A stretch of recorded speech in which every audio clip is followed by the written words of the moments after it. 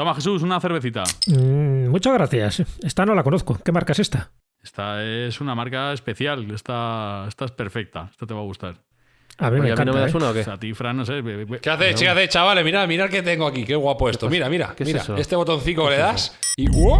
Ahora toda la gravedad se ha ido fuera. ¿Qué pasa? Oye, mira cómo falta la cerveza. Como estuvieras en el espacio. Se ha hecho pompitas. Escúchame. Pero que se ha salido todo el... ¿Cómo limpiamos esto ahora? La que ha liado. Buscamos los límites de la ciencia, el futuro de la tecnología, el alcance de la mente humana. Esto es Mindfacts. Bienvenidos a Mindfacts, donde cada semana buscamos los límites de la ciencia, de la tecnología y de a ver quién es capaz de limpiar toda esta asquerosidad de cerveza por todos lados. Como siempre, con Jesús Callejo, ¿cómo estás? Muy bien, fenomenal. Con Alberto Espinosa, hola. Hola, aquí con un trapo escurriendo Ya. esto, pero esto no lo voy a tirar, esto me lo bebo, Y con Sergio Cordero, lo que has liado, macho. Aquí flotando ingrávido estoy. Bueno, cuando regresemos a la Tierra, a la gravedad habitual, tenemos que dar las gracias, como siempre, a quien hace posible que Mindfacts llegue a vuestros oídos. Y en este mes, Sergio, se trata de... Este mes nos están echando una mano desde la farmacia Parque Sur de Leganés a colaborar con nuestros buenos fines. Y como siempre, efectivamente, esos buenos fines de Mindfacts, en abril estamos ayudando a algo que hace mucha falta. Sí, la verdad que sí, necesitamos echar una mano a la sanidad madrileña porque esta pandemia la está dejando hecha unos zorros. Os recordamos, como siempre, que ayudéis en la medida de lo posible a que la situación mejore allá donde estéis, no saliendo de casa, echando una mano a quien le haga falta. Nosotros, desde Mindfacts, seguimos entreteniendo y aprendiendo con vosotros. Hoy para hablar de la antigravedad y de sistemas de limpieza de cerveza en gravedad normal. Vamos para allá.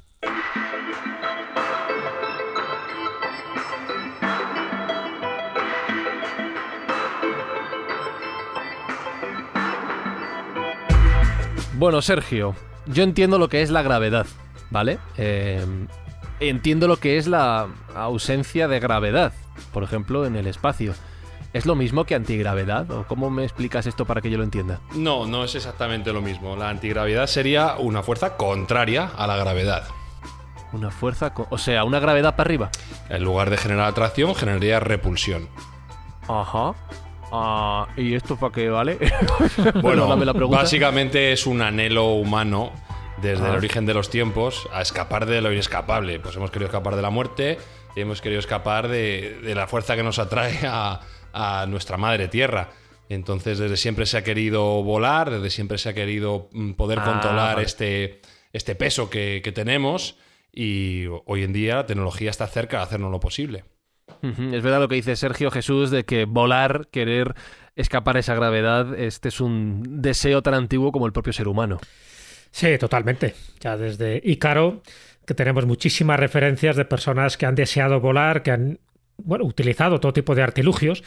Se podría hacer incluso algún día, ¿no? Un programa sobre estos pioneros de la aviación, de cómo intentaban tirarse por torres, ¿no? De campanarios, para intentar no tanto volar, pero sí planear. Y por eso, porque es un viejo anhelo, porque yo creo que el ser humano ha querido emular a los pájaros, ha querido hacer máquinas que más o menos le propulsaran hacia los cielos y ver otra perspectiva de la Tierra. Y lo que se intenta conseguir en la actualidad, porque ya tenemos aviones, ya tenemos globos aerostáticos, ya tenemos helicópteros, pero lo que se intenta ahora es buscar eso que decía Sergio, es decir, esos motores de propulsión por antigravedad, que lo que se busca es una fuerza repulsiva. En el fondo lo que estamos intentando, lo que intentan los científicos, es un desafío a las leyes conocidas de la física. Otra cosa es que lo podemos conseguir.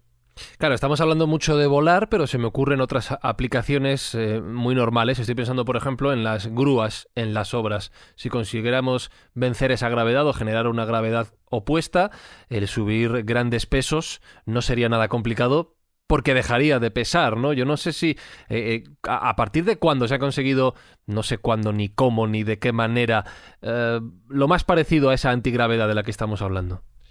Bueno, Jesús, avanza. No. Vamos a ver, lo poco que se ha conseguido, pues, lo que es la antigravedad, ¿no? Entre otras cosas porque una de esas partículas elementales, que sería el gravitón, todavía no se ha localizado. O sea, sí que se ha teorizado existe, pues como existen dentro de esas partículas elementales de las 4 fuerzas que contiene un poco el universo, que estaría el fotón, el gluón, el bosón y luego el gravitón. Por lo tanto, si el gravitón existe, a pesar de, ya te digo, que a través de esos aceleradores de partículas no se haya descubierto como tal, tiene que haber una antipartícula y tiene que haber el antigravitón, ¿de acuerdo? Pero bueno, partiendo de eso hay un tipo de levitación, porque bueno, luego un poco podemos diferenciar lo que es la antigravedad y lo que es la levitación, pero lo que sí se ha hecho en ciertos laboratorios es levitación acústica de líquidos. Lo que se ha intentado es reducir el peso de un disco rotatorio a través de esta levitación un 2%, y por lo tanto no deja de ser pues un hallazgo, un descubrimiento y un adelanto a la hora de neutralizar o modificar la fuerza de la gravedad, que es lo que se está pretendiendo, ¿no? Que a través de eso, si lo podemos conseguir algún día, pues tendría unas aplicaciones increíbles, por ejemplo, pues eso, en naves voladoras, incluso a la hora de desplazarnos para explorar el universo. Entonces, por eso digo que esas son las pocas técnicas que se han hecho en este sentido de levitación acústica, en concreto en líquidos, o en concreto en pequeñas partículas, donde se ha podido demostrar esa posible antigravedad, pero nunca en tamaños mucho más gordos. Imagino que Sergio conocerá más datos de estos. Bueno, vamos a ver, estamos intentando englobar en el programa un poco todo, lo que sería desafiar la gravedad convencional, no poniéndonos exquisitos ni técnicos respecto a si es antigravedad o es levitación. Yo creo que pueden tener encaje las dos cuestiones y podemos hablar un poco de romper esa atracción que tenemos gravitacional de la Tierra, que como bien decía Jesús, es una de las 4 fuerzas esenciales en la naturaleza, junto con el electromagnetismo, la nuclear fuerte y la nuclear débil, y curiosamente la gravedad, que es la que más percibimos en cada momento, porque al final estamos sujetos de nuestro peso, es la fuerza más débil de las 4, o que nosotros percibimos como más débil, porque es la más fácil de romper. Sin embargo, bueno, pues es un anhelo, como hemos dicho antes, humano de antiquísimo, el poder dominar esa gravedad, el poder escapar de nuestro peso, el poder levitar, el poder volar. Siempre ha sido pues una meta desde antiquísimo tiempo y cada vez estamos más cerca. Sin ir más lejos, hoy en día ya tenemos ejemplos, y tú decías que en qué casos podemos verlos ya. Bueno, yo físicamente he montado ya en un dispositivo de levitación. He tenido la suerte de... ¿Cómo es eso? Sí, he tenido la suerte de montar en el tren de levitación magnética que hay de los 3 que están disponibles actualmente en el mundo. Uno de ellos está en Shanghái. En Shanghái, el tren que te lleva del aeropuerto a la ciudad, pues es un tren que está sustentado en levitación magnética, lo que se llama un tren maglev. Esto es una de las aplicaciones de levitación por magnetismo, además a temperatura ambiente, porque luego comentaremos un poco cómo opera también la física a nivel de superconductividad y cómo se ha conseguido en laboratorio hacer esa levitación. Pero los usos y aplicaciones en transporte que tenemos actualmente más cercanos son el uso de esa levitación magnética en temperatura ambiente, por así decirlo, utilizando electroimanes, y que se están aplicando generalmente en trenes. A día de hoy, como te digo, hay 3, 2 que están operativos, este de Shanghái, otro más que se acaba de abrir recientísimamente en Corea, y un tercero que me pone muy contento hablar de él porque no he montado físicamente, pero he estado en el simulador, que está en la Tierra Prometida de Japón, que será el Shinkansen que unirá Tokio con Osaka, que son aproximadamente 600 kilómetros en un pelín más de una hora. 600 kilómetros en una hora. En una hora, sí, la velocidad media son 550 kilómetros. A día de hoy el Shinkansen, el tren bala, que es si no es el más rápido, uno de los más rápidos del mundo, une Tokio con Osaka en 2 horas 40 aproximadamente, porque hace bastantes paradas. Pero este Shinkansen nuevo, el Chuo Shinkansen, que se llama técnicamente así, pues va a ser capaz de unir Osaka y Tokio en un poquito más de una hora, con unas características tremendas. Yo ya te digo que estuve en un simulador que hay en un museo de trenes cerca de Nagoya, porque el primer tramo va a ser Tokio-Nagoya, que se pretende abrir cuando ya acabe la fase de pruebas en el año 2017. Y bueno, la apariencia del tren es absolutamente futurista, evidentemente, sin ruedas, sin nada que lo una a la catenaria, pues parece algo tremendamente del futuro. Y bueno, las aplicaciones prácticas que va a tener son brutales, porque va a hacer un tránsito de pasajeros y de mercancías muchísimo más rápido de lo actual. En un país que tiene tanta movilidad por ferrocarril como es Japón, pues va a suponer una fuente de riqueza y de comodidad tremenda. Sí entiendo el concepto que has explicado, ¿vale? Ese tren que, digamos, de alguna forma flota gracias a los principios magnéticos. Todos hemos intentado acercar dos imanes que se repelen y vemos que no hay forma humana de que se junten, ¿no? Hace falta mucha fuerza para ello, ¿vale? Pero Jesús ha apuntado, a ver cómo me explicas esto, Sergio, que se puede conseguir la antigravedad a través de las ondas acústicas, del sonido, no sé si lo he entendido bien. Sí. Explícamelo, por favor. Bueno, sería una forma de levitación distinta. Lo que se propone es dos campos de ondas acústicas de distinto rango, se contraponen y entre medias se disponen líquidos. Ahí, si buscas vídeos en YouTube, vas a ver que hay aplicaciones y lo que se consigue es hacer levitar líquido. Si tenemos en cuenta que nuestro cuerpo humano está formado por un 85% de agua, no sería extraño el tener dispositivos sónicos que pudieran hacernos levitar a nosotros mismos. De hecho, ya se han hecho experimentos con seres vivos pequeños, como ranas, como babosas, como caracoles, y se les ha hecho levitar con este tipo de técnica, que sería levitación sónica. Es cierto que está todavía, por así decirlo, en una fase más incipiente, que es la levitación magnética. La levitación magnética está mucho más contrastada. Empezó a operar en el año 1984 en el Reino Unido, cuando el Reino Unido era una potencia científica y bueno, está mucho más consolidado. Las aplicaciones que tiene la levitación sónica a día de hoy son más pequeñas, aunque tiene alguna aplicación médica muy interesante, como por ejemplo el poder separar determinados líquidos en un cuerpo humano, por ejemplo. Volvemos a la maldita pandemia. Se ha en laboratorio, en ambiente controlado, por supuesto, se ha llegado a lograr hacer una levitación sónica en un pulmón, en un pulmón de cerdo, creo recordar que era, apartando el líquido que genera una neumonía del alveolo sano.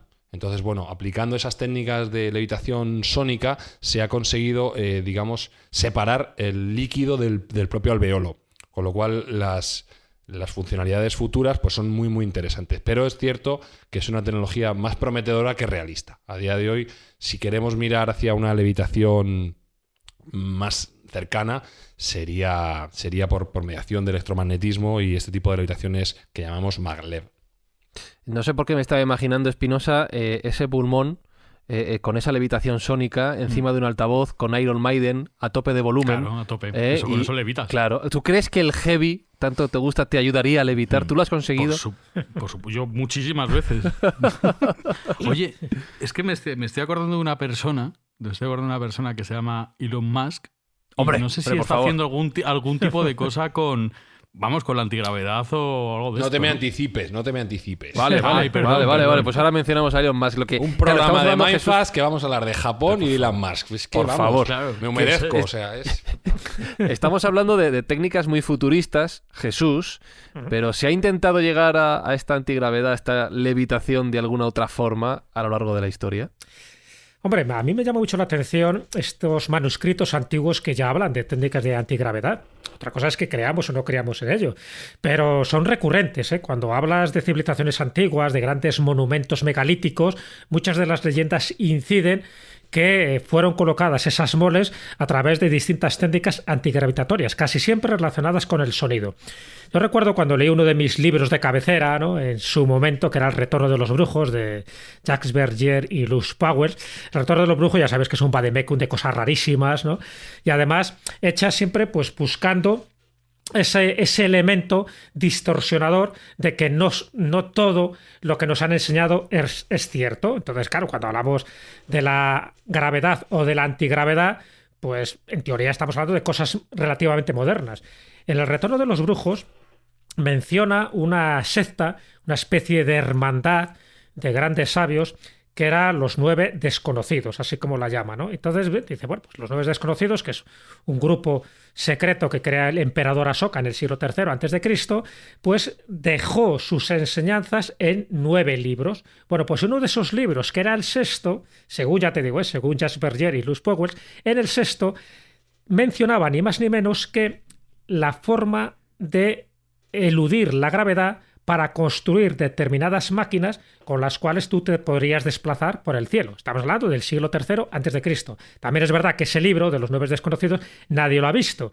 Pero bueno, me llama mucho la atención, ¿no? Entonces, claro, la aplicación que tenía ahí, teniendo en cuenta que estamos hablando de la India, pues decía que ese sistema de antigravedad era uno de los principios básicos de los motores de los vimanas. Los vimanas, que son estas naves aéreas que se citan en el Mahabharata, en el Ramayana, en fin, en estos libros hindúes donde precisamente los dioses también hacen acto de presencia y que conocerían ya este tipo de propiedades físicas que nosotros no conocemos a día de hoy. Pero no es el único caso. Aparte de Jacques Vergier, en otros libros, yo qué sé, si miras, por ejemplo, las crónicas árabes, cuando llegan a Egipto, ya sabéis que ellos se encuentran con muchas maravillas y quedan reflejadas en sus libros. Las crónicas de Al-Masudi o de Al-Makrisi están contando distintos aspectos que ellos recopilaron de la información que se encuentran en ese Egipto medieval, en ese Egipto del siglo VIII, del siglo IX, y que para ellos era totalmente increíble. Y una de las cosas que cuentan es recoger las leyendas de cómo se construyeron las pirámides. Y ellos también inciden, me refiero a los cronistas árabes, que no construyeron para nada esas pirámides, pero los cronistas árabes sí inciden en que esas crónicas se referían a la técnica que utilizaban los antiguos sacerdotes de Antiguo Egipto para levantar esas piedras. Entonces, básicamente te decía que cogían una de esas moles, una piedra, la colocaban debajo de uno de los papiros, que a su vez estaba lleno de fórmulas mágicas, y luego con un bastón, con un cetro determinado y unas palabras, unos mantras que utilizaba el sacerdote, se elevaba esa piedra y se colocaba en el lugar que tú querías. Entonces, claro, dicho así, pues a tomar por saco las rampas y cualquier otra técnica convencional que nosotros conocemos. Pero es que no es, ya te digo, una leyenda totalmente aislada. La he encontrado también en el Pacífico con las construcciones de Nan Madol, ¿no? En la isla de Pompey. La he encontrado con la isla de Pascua, cómo se construyeron, o cómo se ubicaron, mejor dicho, los moais, estas grandes estatuas, ¿no?, que están mirando para el interior de la isla, colocadas en sus ajus, y lo he encontrado, pues por ejemplo, en Pumapunku, en Bolivia, también en estas construcciones precolombinas, donde siempre que hay grandes piedras se intenta justificar pues remitiéndote a los gigantes, remitiéndote a los dioses o sencillamente a técnicas de antigravedad. Pues digo que es bastante recurrente, a mí me llama mucho la atención, y bueno, que siempre se busque la antigravedad como sistema, como deus ex machina, para intentar justificar esas construcciones que piensan que nuestros antepasados hubieran sido incapaces de construirlas o de levantarlas de otra manera. Estaba pensando, cuando has hablado de la primera teoría en el siglo III a.C., es verdad que nada está inventado, que todo se ha imaginado y que se ha identificado con Dios. Estaba pensando en que el último gesto de Jesucristo, según la Biblia, y que además ya lo identifica con Dios, es precisamente ascender a los cielos, ¿no? Bueno, vencer a la gravedad, aunque sea simbólicamente.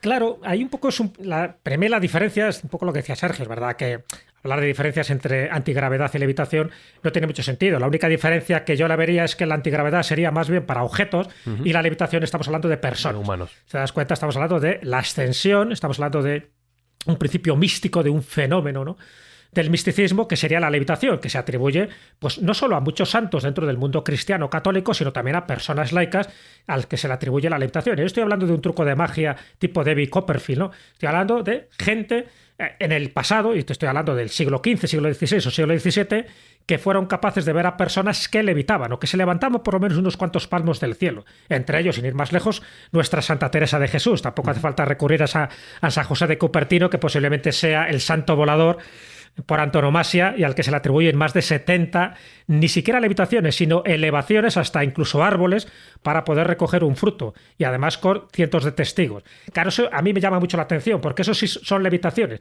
Ya no estamos hablando ya del mundo, bueno, pues más religioso, bueno, lo dice la Biblia, aparece Cristo cuando camina, por ejemplo, entre las aguas, que te lo crees o no te lo crees, no, te estoy hablando de testimonios mucho más actuales de personas, incluso como Douglas Home, en el siglo XIX, donde también se le vio levitar sin ningún tipo de artilugio, ni de artificio, ni de nada que le pudiera sustentar en el aire. Puede ser algo que ahora mismo no comprendemos, pero sí te puedo hablar de multitud de testigos, algunos de alta credibilidad, me refiero, que tenían conocimientos científicos para saber si había trampa o si había fraude, y no lo encontraron. Entonces entramos, por una parte, en la antigravedad para objetos, que eso sería muy bueno para futuras naves, y estamos entrando en la levitación, muchas veces por el poder del sonido, porque muchos de estos casos de levitación, empezando por San José de Cupertino, por Fray Martín de Porres, por ejemplo, por Fray Escoba, casi siempre, antes de que se produzca la levitación, esto es un dato muy significativo, hay un gritito, hay una temperatura que se va elevando en el cuerpo del testigo, del vidente o del místico, se eleva la temperatura y hay un grito que es como un poco el detonador, el resonante para que se produzca esa elevación en el suelo. Y esto se da en multitud de testimonios en principio fiables, incluido a Sor María Jesús de Ágreda, esa que se bilocaba, iba hasta Nuevo México para poder evangelizar a los indios humanos. Bueno, pues también dice que en su celda se la veía como levitando y cuyo peso, además el peso tenía también una singularidad, porque en lugar de ser un peso, bueno, pues de los 60 o 70 kilos que ya pudiera pesar, era como una pluma. Dice que se desplazaba, que en el fondo, cuando tú abrías la puerta de la celda o soplabas, se desplazaba como si fuera una hoja de papel o si fuera una pluma, lo cual indica de que esa gravedad que tiene el vidente en el momento que está en éxtasis, en el momento que se está produciendo ese fenómeno de la levitación, no tiene un peso por lo menos específico hasta el punto de que se puede bambolear en el espacio de esta manera. En fin, tantos y tantos misterios que nos metería también en otro terreno apasionante, que son los fenómenos físicos del misticismo, pero que sin embargo están acreditados no una, sino cientos y cientos de veces en multitud de santos que os podía relacionar. Pero la levitación no es solo un patrimonio del mundo cristiano, o sea, el mundo oriental, en los lamas, en el budismo también levitan. Los ¿no? yogis también. Exactamente.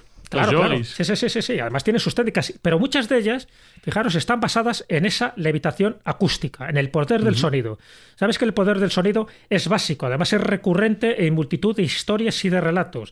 El poder del sonido dice que te puede curar. Hay muchas enfermedades que a través del sonido te pueden curar, pero te pueden matar. El famoso kiai, ¿no?, de los japoneses. Hay un sonido muy brusco, muy abrupto, que te puede, primero, paralizar, que es lo que se utilizaba, por ejemplo, en técnicas de guerra, pero también te puede llegar a matar según ese volumen, según esos decibelios. Pero también te puede servir para levitar. Ya digo, siempre dentro de estas teorías heterodosas no demostrables. Entonces, el sonido se utiliza o bien para elevar este tipo de piedras, como os decía, por ejemplo, esto que cuenta el Masudi, ¿no?, de los papiros y del bastón, que luego hace que la piedra se levante y se coloque en la cúspide, en el lugar que tú quieres de la pirámide, y siempre había otro tipo de técnicas a través de mantras. Los mantras se consideran sagrados porque generan estados alterados de conciencia, y este estado alterado de conciencia es lo que hace que el místico entre en trance, y una de las consecuencias del trance sería la levitación. Uno de los fenómenos que en el fondo es el poder que tú tienes de la materia, el poder que tienes de tu mente, el poder mental, que eso es muy fundamental, el poder mental para hacer cosas que la física te diría que sería imposible. Pero sin embargo se puede contrastar con multitud de casos, no solo en crónicas antiguas, sino en crónicas modernas, donde se habla también de este tipo de levitación, tanto de objetos como de personas. ¿De dónde, cómo has dicho que se llamaba? ¿San José de qué? De Cupertino. De Cupertino. San José de Cupertino, un santo del siglo XVII, interesantísimo, porque él tuvo, ya te digo, constatadas unas 70 levitaciones, ni más ni menos, ¿de acuerdo? Es que estaba pensando... ¿Pero era de Cupertino, de California? Claro. No. Cupertino es donde está Apple, sí. Cupertino, estamos hablando de un santo italiano. Eso es, sede de Apple, para que veáis que el pasado, la tradición, todo conecta con el futuro. Pues es cierto.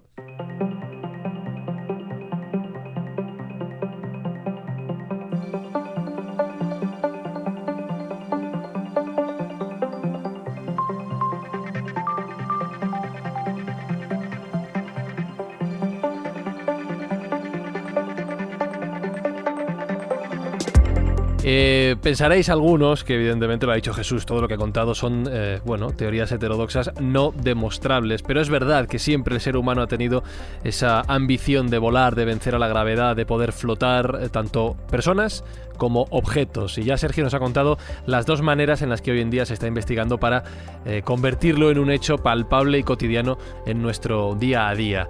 Tú dirás, Sergio, ¿cuándo te puede preguntar Espinosa por Elon Musk? Yo espero a que tú des la instrucción, ya ¿vale? Puede, venga, ya. ¿Ya puede? Sí, pues, Espinosa. Sí, o sea, entiendo que Elon Musk estará investigando la antigravedad. Elon Musk ya la tiene más que estudiada. Pues ya la ha hecho. La tiene más que estudiada. Hombre, por favor. Bueno, la historia de Elon Musk y la antigravedad o la levitación, como estamos nosotros tratando, viene de antiguo. En concreto viene del 2012, ya hace 8 años. Entonces la tiene hecha, seguro. Sí, la tiene muy trabajada. Es lo más cercano que conocemos a un santo en este programa. Correcto, Sí. nuestro patrón. De hecho, es un regalo que Elon Musk otorgó al mundo.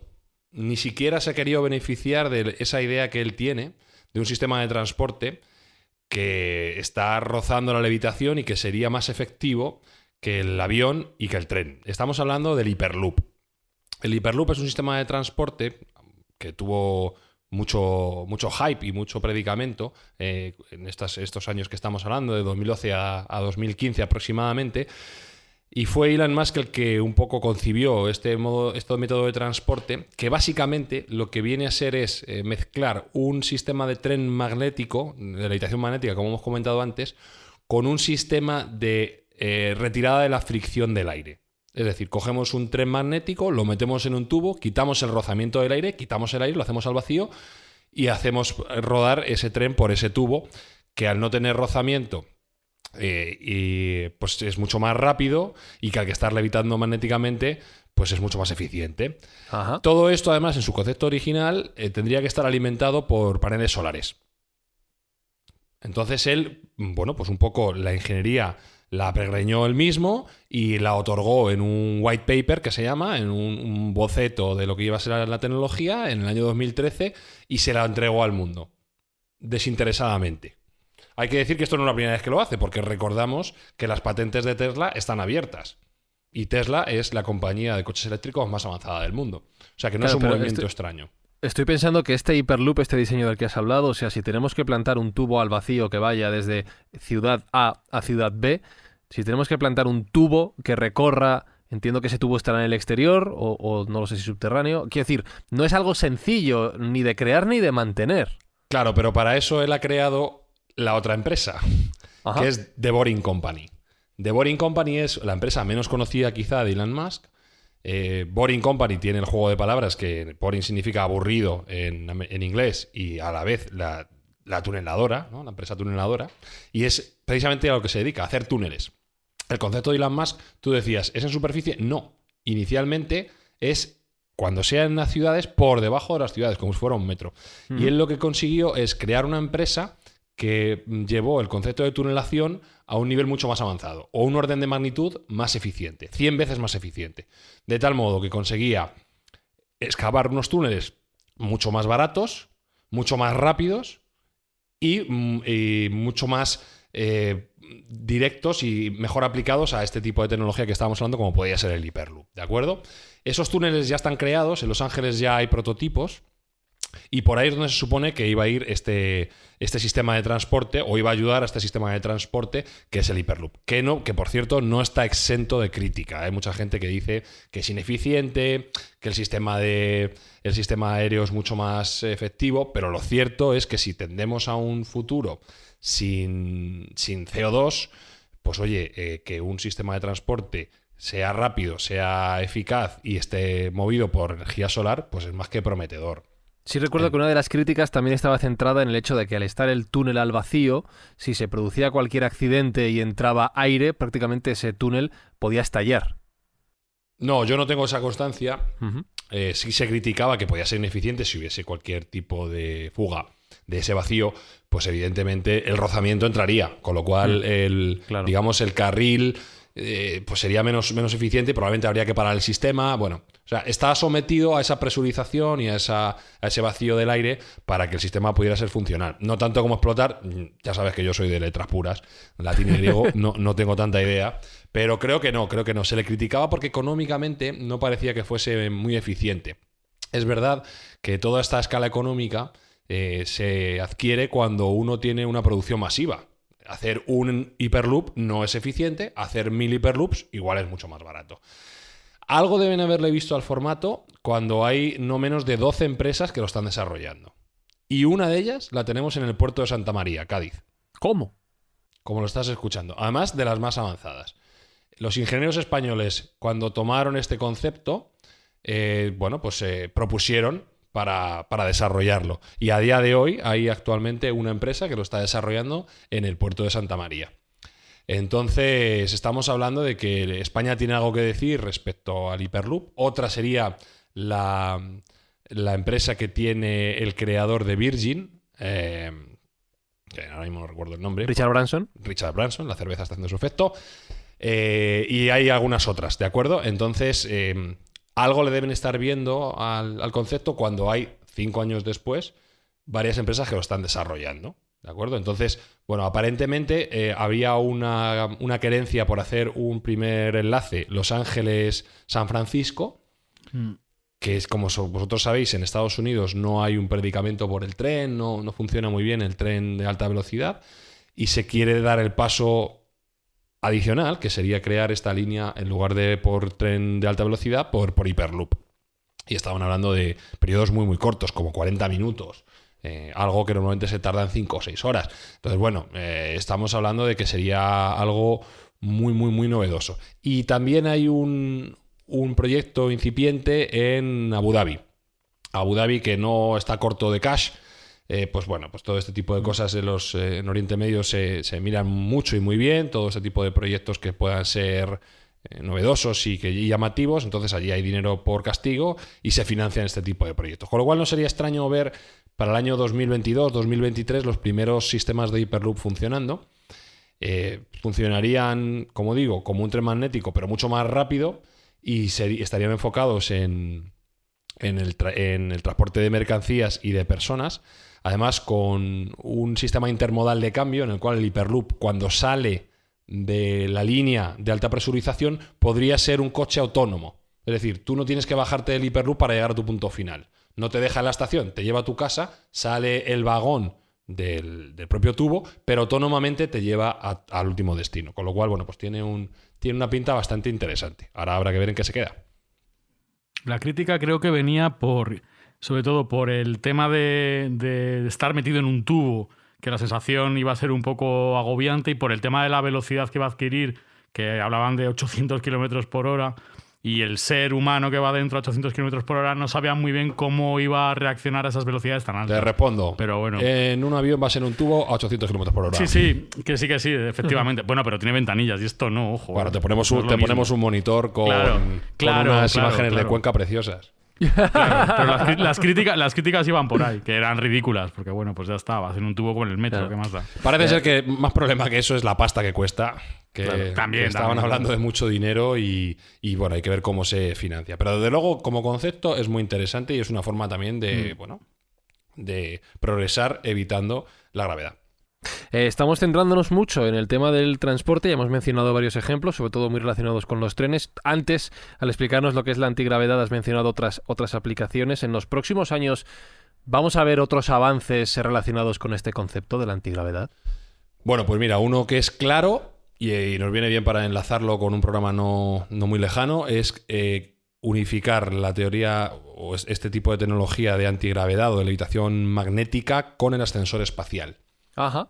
Había teóricos que decían que el ascensor espacial sería un gran candidato a tener levitación por magnetismo y así agilizar muchísimo y reducir su coste y su coste energético. Con lo cual, bueno, pues por ahí podría haber una muy buena aplicación que además mataría 2 pájaros de un tiro y sería muy interesante. Es que la antigravedad también permitiría los viajes espaciales intergalácticos, básicamente. Bueno, ahí teníamos ya que entrar en otro programa, porque habría que ver cómo funciona la antigravedad donde no hay gravedad. Entonces, claro. Sí, hay algunos conceptos también que hablan de la antimateria como motor de antigravedad. ¿De acuerdo? Ahí ya, espérate, voy a prepararme para que me rebote y me explote el cerebro. Adelante con ello. Va. A ver si bueno, básicamente, si la materia tiene gravedad, la antimateria tiene que tener antigravedad. Ya. Esta es la teoría sencilla para los que somos de letras. Entonces, todavía no se ha podido demostrar en laboratorio, ni hay ciencia científica, pero sí que hay bastantes estudios en esa dirección. Que si fuéramos capaces de manejar esa antimateria, que a día de hoy sabéis que es algo muy, muy complejo, pues no sería extraño que tuviese unas propiedades físicas de antigravedad. Con lo cual, por ahí podríamos estar hablando de motores de antimateria que también hiciesen antigravedad. Y hay una serie de motores espaciales que también se están proponiendo para hacer ese tipo de viajes, pero eso da para programa.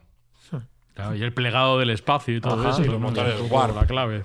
Hombre, para los creyentes en la vida extraterrestre y de que nos están visitando estas naves intergalácticas, y los que creen en el Área 51 dicen que dentro de esas naves que tienen capturadas ya conocen el sistema de propulsión que han tenido para llegar, y ese sistema de propulsión tiene que ver con la antimateria, tiene que ver con la antigravedad, tiene que ver con esta tecnología puntera que todavía no conocemos, pero que Estados Unidos y sobre todo ciertas élites pues tienen el poder, tienen el secreto. Y eso es un poco lo que se dice, ¿no? Que posiblemente... Lo que pasa es que lo usarían. Yo eso tampoco lo entiendo, porque si lo tuvieran... No, evidentemente, claro. La potencia que lo tuviera lo usaría. Ojo, que hay gente que dicen que lo están utilizando, ¿eh? Ya ha salido por ahí algún rumor en el cual están diciendo que la Fuerza Aérea Americana está utilizando motores de antigravedad ya. Bueno, yo soy escéptico, ya sabéis, pero el rumor está. Bueno, pues ya te digo que es un poco desde 1947, desde el famoso incidente Roswell, dicen que Estados Unidos a nivel tecnológico ha aumentado muchísimo todas sus prestaciones gracias a este tipo de información privilegiada que se obtuvo de los ovnis estrellados, ¿no? Porque no solo fue uno, sino bastantes. Y entonces, bueno, pues justifican, pues yo qué sé, el invento del transistor y tantas cosas que surgen a partir de esa fecha, que ya lo hemos comentado en algún programa anterior. Es verdad que todo forma parte de la especulación, si quieres también forma parte de la teoría de la conspiración, pero bueno, ahí queda, porque no son los únicos, también los medium, también los contactados, también ciertas personas que dicen que están en contacto con esas otras inteligencias, pues con lo de la antigravedad, lo que para nosotros es un misterio, para ellos es una realidad palpable. Ese documental de Bob Lazar, ¿no? Que es el que... La de Bob Lazar, porque dice que estuvo en el Área 51 y que pudo sacar información privilegiada, y lo que hicieron para acallarle pues era sencillamente, bueno, considerarle como un loco y mezclar verdades con mentiras. Lo que sí es curioso es que en ese documental, y es lo único que es así como bastante intrigante, es que el Área 51, hasta que Bob Lazar no lo cuenta, realmente no se conocía. Es verdad. O sea, no era conocida. Hombre, porque es ultra secreto. Y los datos que da de cómo se llega al Área 51, luego se han contrastado que funciona así. Claro, claro, sí. Los científicos que trabajan allí llegan hasta Nevada, y en Nevada cogen unos aviones de una línea privada del ejército americano que les lleva hasta la pista de Groom Lake en Área 51. Exacto. Eso es misterioso. Conozco un poco la historia y es verdad que si lo que dice es cierto, no me extraña que le intentaran acallar, y una forma de acallarla solo hay dos formas: o bien le haces desaparecer y tiene un accidente, que parezca un accidente, o bien sencillamente le desprestigias, le dices que está... Bueno, que él cuenta que lo intentaron en alguna ocasión. No solo con él, ¿eh? Respecto a este documental, lo que digo es que si no es vero, es ventrovato. O sea, si no es verdad, está muy bien enlazado todo. Por ahí van los tiros. Y el elemento que usan esas naves, que era un elemento que no se conocía cuando él lo cuenta, a posteriori la ciencia demuestra que existe. No tiene las propiedades que él manifiesta, antigravitatorias y tal, pero bueno, lo dio. O sea, lo vio. No sé. Además, todo surge a raíz de ese incidente de Roswell de 1947. Entonces, os recomiendo que veáis uno de los últimos capítulos de la serie Otros Mundos de Javier Sierra, que se emite en Movistar, que está dedicado a Roswell. Y además ha entrevistado pues, a aquellas personas que de una forma o de otra fueron testigos de aquel acontecimiento. Y la conclusión a la que llegas es que el incidente ocurrió, que capturaron algo, que hubo a raíz de eso pues toda una política de desinformación para decir que era un globo sonda, pero para nunca reconocer que se habían capturado pues una serie de personas que no eran de este mundo, y sobre todo una tecnología que tampoco era de este mundo. Por lo tanto, si lo de Roswell existió, y todo indica de que sí, las consecuencias que tuvo Roswell, entre ellas esta tecnología puntera, pues si no empero, evento trovato. Yo es que mientras vosotros veíais la serie de Otros Mundos y la de Bob Lazar, yo estaba viendo Tiger King y os he visto muy valientes. Tampoco está mal. No está mal, pero no tiene nada que ver. No está mal. Muy valientes hablando de antigravedad, antimateria. Tengo una sugerencia, Sergio, para terminar. ¿Podemos hacer algún episodio que se llame La antimateria explicada a los millennials? Por supuesto que sí. Vale, apunta porque va a ser necesario.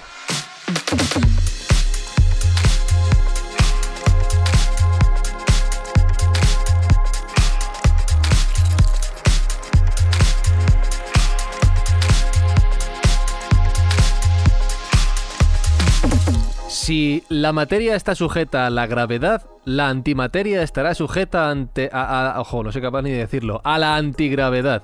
Si vosotros, Mindfactors, también habéis sufrido un reventón de cerebro con esta frase y como yo vais a dormir medianamente mal dándole vueltas a esto, entonces me siento un poco más comprendido. Jesús Callejo, espero que tú duermas mejor que yo hasta la semana que viene. Bueno, si me vieras que ahora estoy levitando sobre el asiento, pues comprenderías muchas cosas. Yo te veo. Alberto Espinosa, tú ya lo has dicho, con Iron Maiden lo consigues. Sí, voy a ir levitando a comer unas empanadillas que se están haciendo ahí por el fondo. Hoy.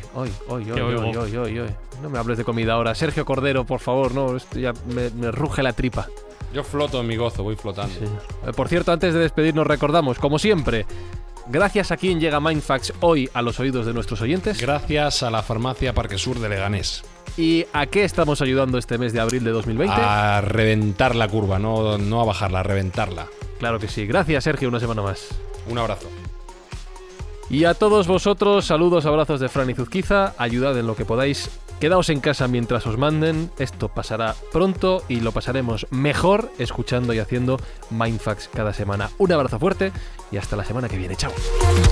Mindfacts llega cada semana a tus oídos a través de Spotify, Apple Podcast, iVoox, Google Podcast o tu aplicación favorita. Búscanos en redes sociales. Somos Mindfacts. ¿Listos para girar? Un segundo. Bien, vamos allá. Girando al 30%.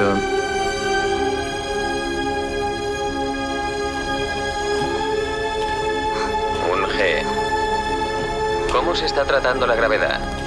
Bueno.